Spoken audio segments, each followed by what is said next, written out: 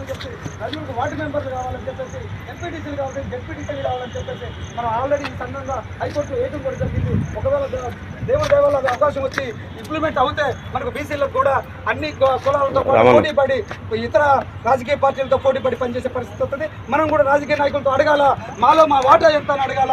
మాకు ఎప్పుడు రాజకీయంగా అవకాశం కల్పిస్తారు? మేము ఎప్పుడు ఇస్త్రీ బట్టలు చేసుకుంటా మీకు తెల్ల చొక్కాల మీద ఇస్త్రీ మరకలు లేకుండా మీరు చూడటమేనా? మరి మా భవిష్యత్తులో మారేది లేదా? మా బిడ్డలు ఎప్పుడు మీ దగ్గర వెట్టి చాకరీ చేసుకుంటూ బ్రతకడమేనా?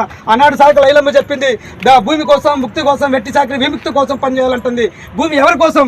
రజకులకు భూమి కావాలి, ఒక్క సెట్టు భూమి లేని పరిస్థితి ఉంది. అయ్యా కలెక్టర్ గారు, ఒక 10 గుంటల స్థలం ఇవ్వండి, మేము ఒక కార్యక్రమం చేస్తున్నాం, దానికి మండల స్థాయిలో ఇవ్వండి, ఒక ఐలమ్మ విగ్రహం పెట్టుకుంటాం, ఒక షెడ్ వేసుకుంటాం, అక్కడ ఏదైనా కార్యక్రమం చేస్తామని చెప్పేసి మనం అందరం చెప్పడం జరిగింది. మరి దానికి సంబంధించిన ఫార్మేట్ అవన్నీ ఇద్దామంటే సార్ గారు తీసుకోలేదు. మరలో దాన్ని ప్రయత్నం చేసేసి ఇచ్చి ఖచ్చితంగా ప్రతి మట్టి కోటల్లో 10 గుంటల స్థలం ఇచ్చేటట్టు ప్రయత్నం చేద్దాం.